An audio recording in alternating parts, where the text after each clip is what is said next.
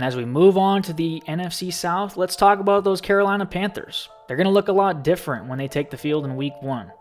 Very unfortunate that the Cam Newton era had to come to an end in such a bitter way. But here we are. New head coach Matt Rule's got a new quarterback in Teddy Bridgewater, and the fit makes sense given that Teddy has a connection with new offensive coordinator Joe Brady from their days together back in New Orleans.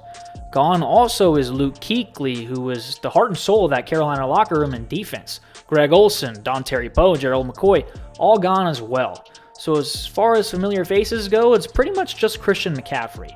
The guy joined some elite company last year, posting 1,000 yards as both a receiver and a runner, which was good enough for him to be comfortably winning that Offensive Player of the Year award last year. So with $64 million guaranteed in the bank through 2025, it's going to be up to Carolina to figure out how to effectively use him without overusing him, which it's going to be tough because McCaffrey really much, as far as production goes, that's their guy. They didn't have that great of an offensive line last year, which is not a good thing at all, but we'll have to see what this year brings. 3 of the linemen from last year's group are gone, so maybe a fresh unit is what is needed, but bringing in Russell Okung at tackle does come at the expense of losing Trey Turner, the longtime guard, who was the offensive lineman that they probably had as their number 1 guy last year. They're strong at that linebacker spot and have a pretty deep receiving core for Teddy to throw to, but this is still obviously the Christian McCaffrey show. Defensively, bad last year because they couldn't stop the run, but they literally spent every single draft pick on the defensive side of the ball, so maybe we'll see some improvements there.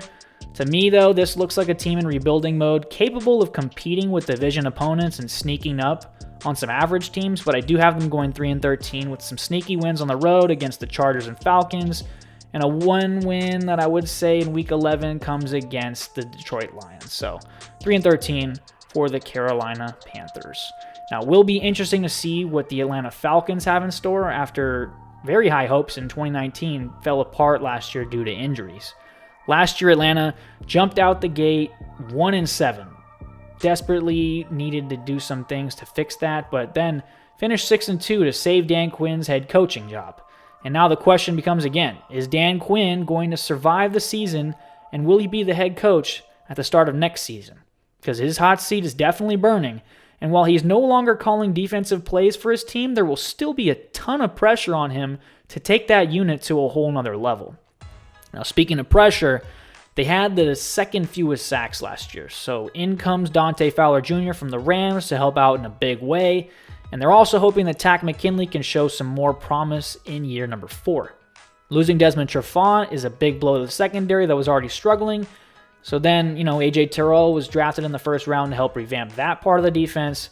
So it'll be him and Isaiah Oliver starting on the outside at corner, and then Darqueze Dennard as the primary nickel for the Falcons. The strength of the team, though, obviously the offensive side of the ball. We knew that. Julio Jones, a monster. It's him, Calvin Ridley. That's a really good running mate. No more Austin Hooper, so in comes Hayden Hurst at tight end.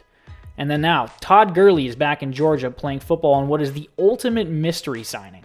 He is going to be this team's number 1 back, but this workload that he's going to have this year is going to be a whole lot less than what it was during his years in LA. Now, he'll have a potentially juicy role as a red zone scoring threat in Atlanta's pass-heavy offense. Now, if he can see 15 and 25 touches per game, this signing is definitely a win. The Falcons tied for the 5th toughest schedule. Not going to make things easy. And look, this makes sense that their schedule is as tough as it is because look, Tom Brady's Bucs.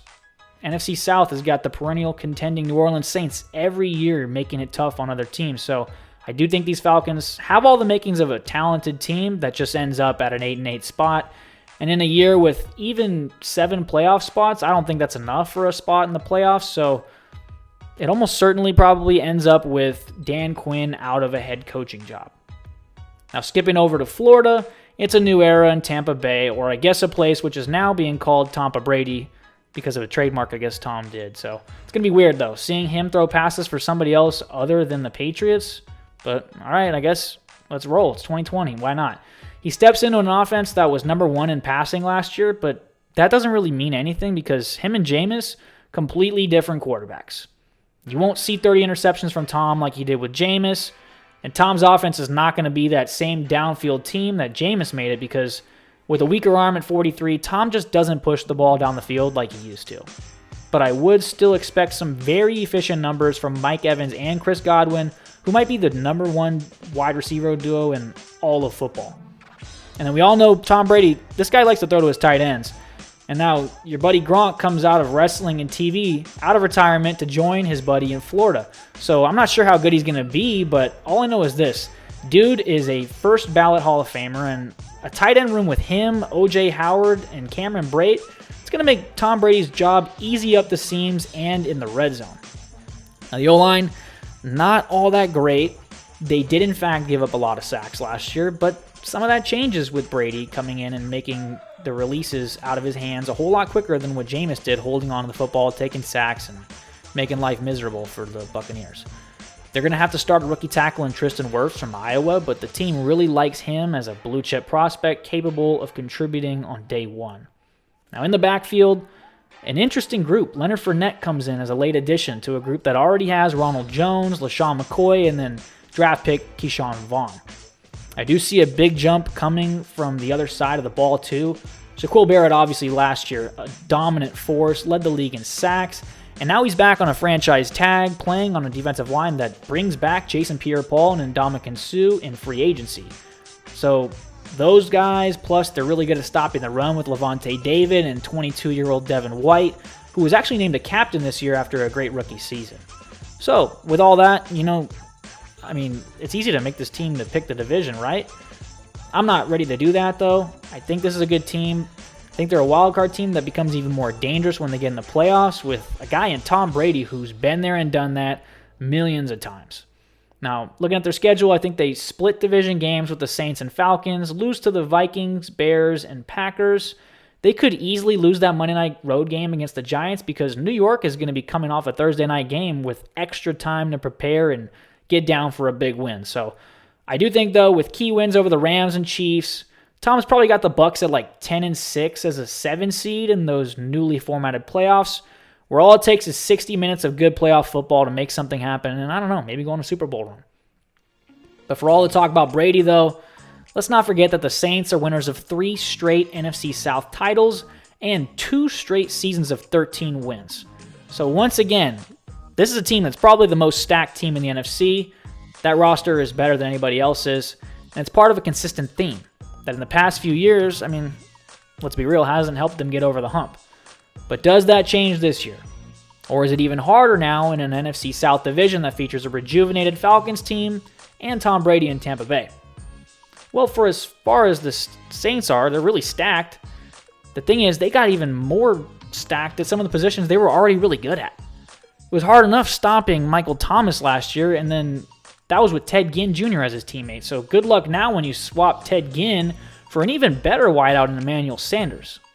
Now, the object of football, it's to protect your quarterback and get the other team's quarterback. And when you look at the Saints, they do both of those things really well. Tied for the 3rd fewest sacks last year and had the 3rd most sacks of the opposing quarterback. They shuffled up the secondary a bit. Malcolm Jenkins comes in to replace Von Bell. Should make them better at safety. And then Marshawn Lattimore, an absolute beast at corner, but as good as he is, he can't play on 2 sides at once, and the opposite corner slot, it's been a revolving door. Now Eli Apple's gone, which is good for them, and instead Janoris Jenkins will be back, who's been a good player, but again, shown some inconsistency as well. Kiko Alonso starts the season off on PUP, but new to the team this year is Nigel Bradham, who is an experienced and instinctual player who thrives in coverage at that linebacker spot. His only knock is that he's not as solid against the run as Alonso is. And I look at this team, their schedule's not really that difficult. I got them beating Tampa Bay in their opener, losing to the Raiders in their Vegas debut, but then rattling off 5 straight wins until they lose to Tampa Bay in the rematch. Now, a key Week 10 win against the Niners would be absolutely huge for their potential playoff seeding implications. But even with the road loss to Atlanta and a loss to the defending Super Bowl champions, I still have New Orleans ending up like 12-4 and in first place in an NFC South division.